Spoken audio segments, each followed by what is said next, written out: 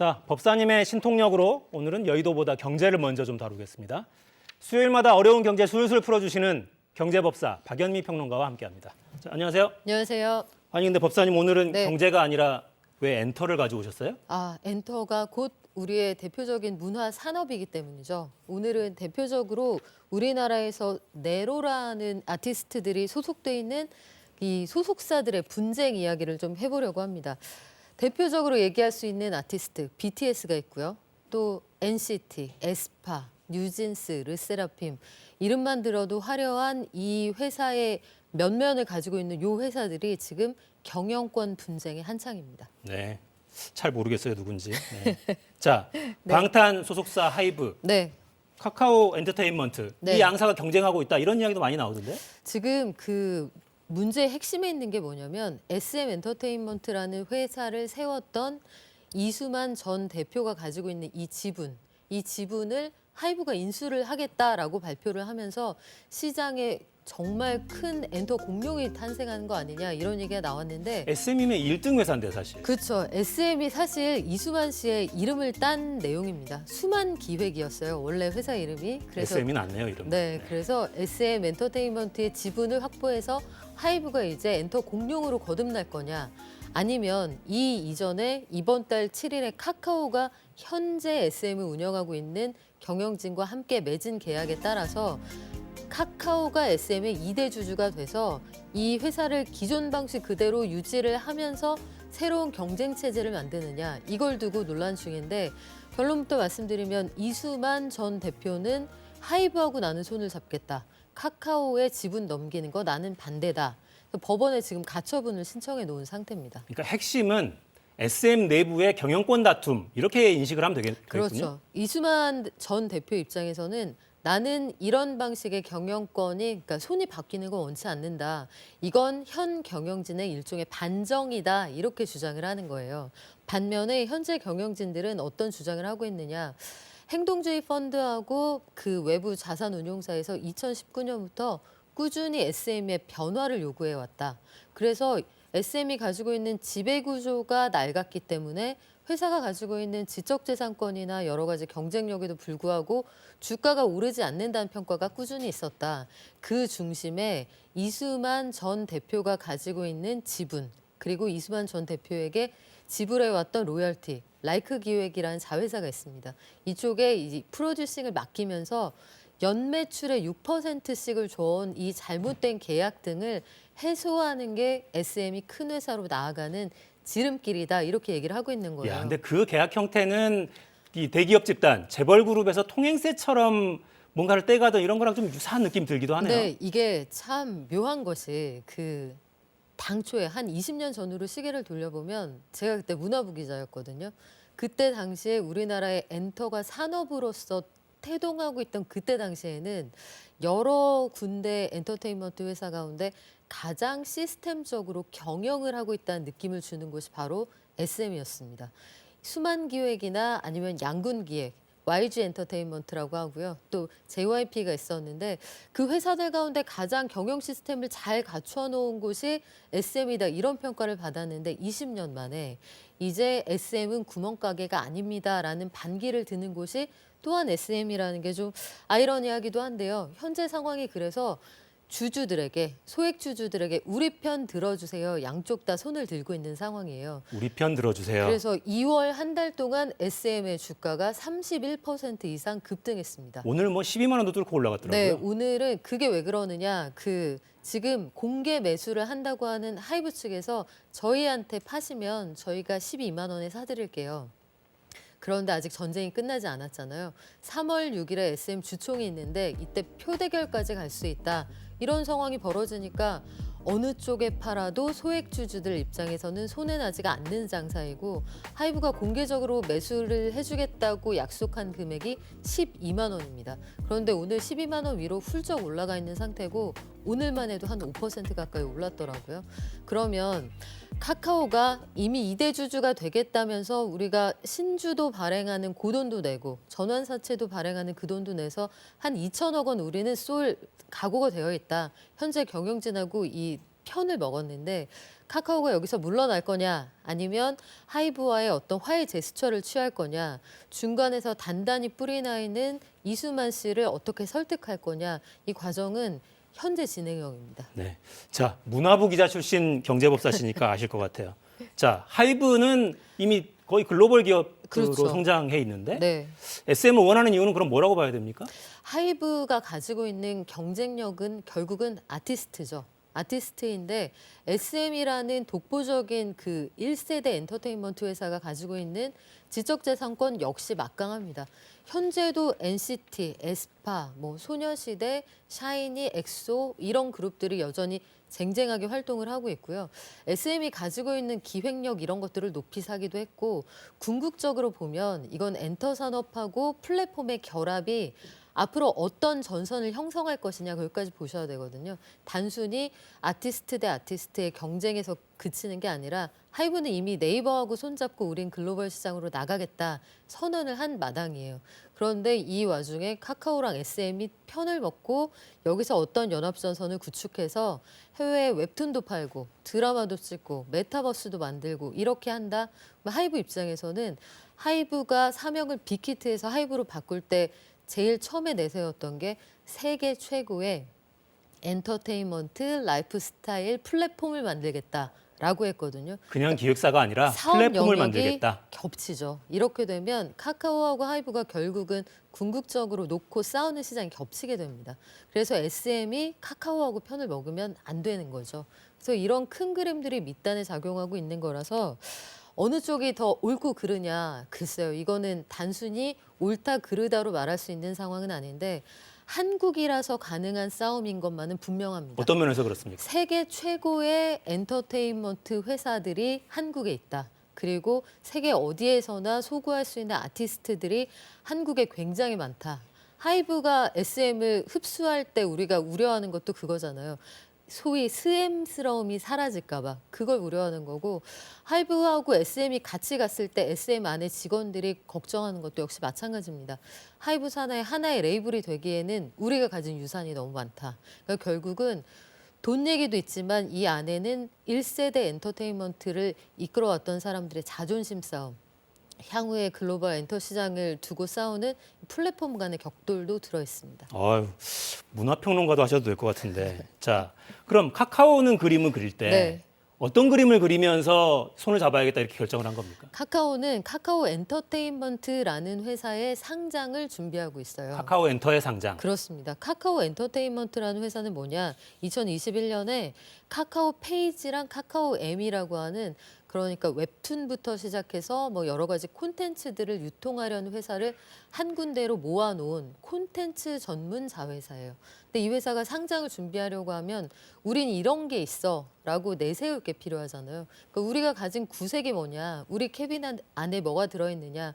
우리 SM 있어. 이렇게 했을 때는 훨씬 더 시장을 설득하기가 쉬울 거고 우리 이런 웹툰 있어보다는 SM이 모양은 나네요. 우리 NCT 있어. 아유, 이게 훨씬 그 그럼요. 비중이 있고 또 카카오가 가지고 있는 근본적인 고민은 뭐냐면 지난 정부 내내 골목 상권을 침해한다는 공격을 끊임없이 그렇죠. 받았습니다. 뭐 미용실이니 말들이 많았죠. 그렇죠. 그리고 어제 우리 9시 뉴스에서 보도한 것처럼 카카오 택시 같은 것들도 이 공정위에서 과징금 물어야 한다. 이런 공격을 계속 받고 있는 상황이면 카카오의 살 길은 해외로 나가는 건데 그냥 갈 수가 없잖아요. 그러니까 여기에서 옵션으로 삼겠다 하는 게 IP이고 우리는 플랫폼이 있으니 여기에 실을 IP가 필요하다. 그걸 가지고 있는 회사가 SM입니다. 네. 자, 근데 SM 내부를 좀 들여다볼까요? 네. 그동안 SM에 관심 가진 기업들 정말 많았는데 계속 거절해 왔었잖아요. 이번에는 그 경영권 분쟁이 좀 뭔가 다른 분위기로 흘러가고 있는 겁니다. 그렇죠. SM이 원래는 2021년에 이수만 씨가 나는 이제 현역에서 좀 은퇴하겠다. 그래서 그랬었죠. 지분을 판매하려는 듯한 액션이 있었습니다. 그래서 당시에 여러 그 매수 희망자들이 나타났었는데 그중에 대표적인 후보 중에 하나가 카카오였고요. 카카오가 그때 당시부터 이제 엔터의 세계화를 준비를 하고 있었고 CJ도 여기에 그 한 자리에 앉아 있었고 뭐 네이버 여러 회사들이 앉아 있었는데 당시에 그 딜이 오가던 상황을 전원을 통해 들으면 이렇습니다. 거의 이수만 씨가 면접을 보는 분위기였다. 그러니까 내가 팔고 있지만 누구한테 팔지를 면접 볼 정도의 그 정도의 상황이었다. 거의 낙점해주는 분위기였군요. 그렇죠. 그래서 중간에 CJ하고 네이버는 떨어져 나갔고요. 카카오는 그때부터 꾸준히 공을 들여오는 마당이었는데 그 이전부터 앞서 말씀드린 것처럼 지배구조 개선에 대한 요구는 끊임없이 있었고 이수만 씨가 그래서 그때 딜이 거의 성사되려는 마당에 두 가지가 문제가 됐다고 합니다. 한 가지는 이수만 씨가 자회사로서 이 매출의 큰 몫을 떼어가는 방식의 라이크 기획을 새로 인수하는 사람들은 용인하지 않겠죠. 그리고 두 번째로는 그 이수만 씨가 에스파가 생각보다 코로나19 상황에 굉장히 인기를 얻게 된 거예요. 우리나라에서 아마 아티스트 가운데 메타버스 세계관을 가지고 마케팅을 한 첫 번째 사례인 것으로 알고 있는데 에스파에 대한 소구가 굉장히 크니까 아 이거 조금 더 비싸게 팔 수도 있겠구나 이런 여러 가지 계산을 한 것으로 보이고요. 그래서 지금 상황은 옳다 그르다 이 문제라기보다는 이제 혼자서 처음부터 끝까지 다 할 수 있었던 장사의 영역에서 이제 사장님이 출근 안 해도 회사가 잘 돌아가는 사업의 영역이 되었을 때 1세대 기획자들이 가지고 있는 내 새끼에 대한 이 애증, 이 마음을 어떻게 단속할 것이냐, 시스템 안에서 어떻게 관리해 나갈 것이냐, 이제 그 문제로 치환할 때가 됐다고 봅니다. 네, 우리 법사님 목 타시니까 물 드실 시간을 드리기 위해서 이사회 구성이 또 이렇게 돼 있어서 저희 그래픽 만들어 놓은 게 있어요. 좀 볼까요? 내부 쿠데타 이야기가 나오는 건 뭐 이렇습니다. 사내 이사를 보면 자 처조카 측근 막 이렇게 돼 있죠. 그렇죠. 네, 고교 동창. 이수만 관계자들은 이런데 관계자가 아닌 분들이 또 있는 거죠.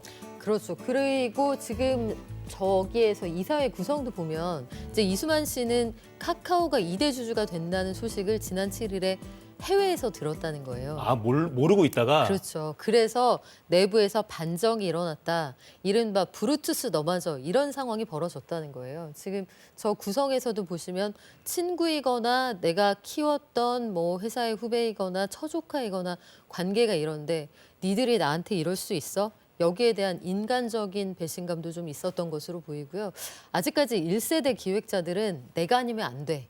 이런 마음들이 있는 거죠. 예컨대 소녀시대를 기획할 때도 무대에서 내내 한 10cm 정도 너희들은 떠 있어야 돼. 이런 것들이 이수만 씨가 기획했던 내용이거든요.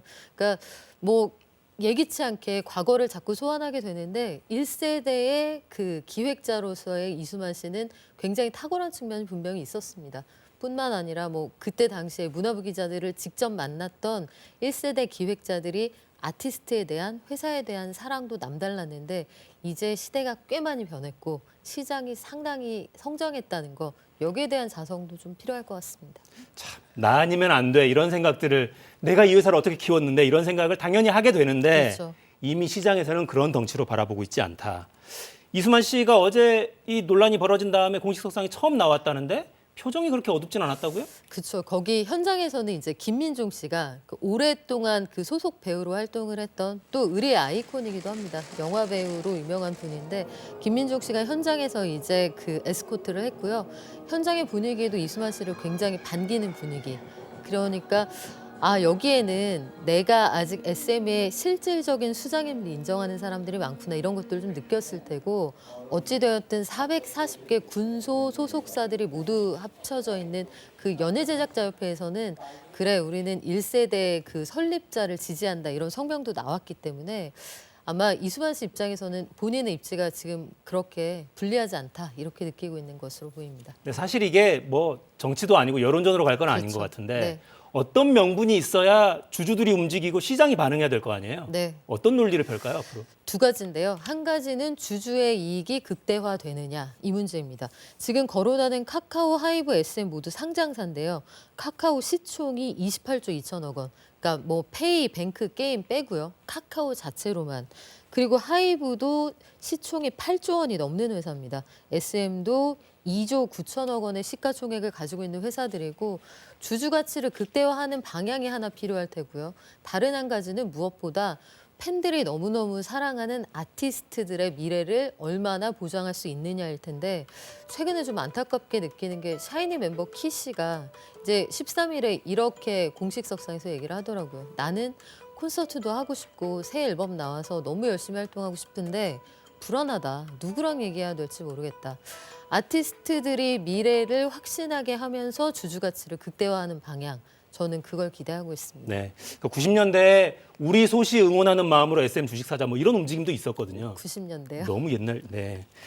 그런 마음으로 주식 갖고 계신 분들이 있을 텐데 네. 일단 주가는 계속해서 올라가고 있고 그렇습니다. 나중에 결국에는 이 소액주주들, 네. 개인 투자자들이 어떤 결심을 하게 되느냐 이것도 중요하겠습니다. 지금 상황이 일단 카카오가 2대 주주가 되고 싶어서 우리가 2천억 원을 태울게요라고 선언을 했다고 말씀드렸잖아요. 그런데 SM의 최대 주주 그 입지를 가지고 있었던 이수만 씨가 법원에 그거 안 된다. 가처분을 신청한 상태입니다. 22일이 신문 기일이기 때문에 3월 6일 전에 주총 전에는 뭐 어떤 방식으로든 결론이 나올 것으로 보이거든요. 만약에 가처분이 인용된다. 카카오 이거 인수할 수 없다라고 되면 일이 이제 종료가 되는 거고요. 이게 인용되지 않는다라고 하면 카카오는 2대 주주는 되는데 최대 주주는 또 하이브가 되는 굉장히 복잡한 상황이 묘한 이어질 상황인데요. 그렇게 되면. 아주 묘한 상황이라서 이 경우에는 카카오 입장에서 2천억 원 넘게 주고 산 SM의 주식이 계륵이 될 가능성도 있습니다. 자, 그러면 경영권 다툼이 벌어지면 흔히 주식시장에서 네, 승자는 개인 투자자들, 소액 투자자가 되기도 하잖아요. 그렇죠. 계속 이제 뭐 매수 공개 매수 지금 상황이기도 그렇습니다. 하고 네. 주가는 계속 상승 곡선을 그려가니까 승자는 결국 그렇게 됩니까, 그럼? 지금까지 일단 SM을 한 6, 7만 원에 사서 가지고 계셨던 분들이라면 충분히 그럴 수 있습니다. 굉장히 즐겁게 보고 계시겠죠. 올해 1월 2일에 SM 주가가 7만 원대였거든요. 지금 거의 13만 원까지 갔으니까 앞서 잠깐 말씀드린 것처럼 2월 한 달 동안만 지금 오늘 기준으로 한 32% 이상 오른 상황이에요. 그리고 만약에 카카오가 화해의 제스처 대신에 우리도 그러면은 이거 받고 공개 매수 나서겠다라고 한다면 몸값은 더 올라갈 수 있는데 이미 너무 많이 비싸져 있는 상황이기 때문에 진짜 많이 오르긴 했네요. 그래프 카카오가 보십시오. 그렇게 할 거냐 그건 일단 모르겠고요. 다만 돈이 없는 건 아닙니다. 카카오가 지난달에 싱가포르 국부펀드, 사우디 국부펀드에서 1조 원이 넘는 돈을 그 투자를 받았거든요. 실탄을 든든히 챙겨놨네요. 그렇다면은 정말 전면전에서 실탄을 쏘겠다라고 하면 쏠 수 있는 상황인데 이걸로 얻을 것과 잃을 것을 치열하게 계산할 것으로 보입니다. 자, 법사님 모셨으니까 또 전망을 해봐요. 내다봐야죠. 끝은 어떻게 예상하십니까? 글쎄요, 이게 참 쉽지 않은데. 쉽지 않으니까 여쭤보죠. 네, 쉽지 않은데 저는 일단은 전체적인 지금 분위기가 지배구조 개선은 필요하지만 SM에서 어쨌든 이수만 씨는 의결권을 하이브에 넘긴 상태이고 카카오는 아직 의결권을 확보하지 못한 상황이거든요. 3월 6일이 주총인데 이런 상태로 주총이 열린다라고 하면 하이브가 비싸게 개인들의 주식도 사준다고 했고 현재로서는 하이브와 이수만 씨의 연대가 약간 유리한 곳에 있지 않나 이런 생각을 해봅니다. 네, 다툼이 생겼는데 일단 키를 잡고 있는 건 하이브 쪽이라는 얘기예요. 계속해서 싸움은 진행이 될 텐데 주식 갖고 계신 분들은 행복하시겠네요. 자, 마무리하겠습니다. 경제법사 박연미 평론가였습니다. 고맙습니다.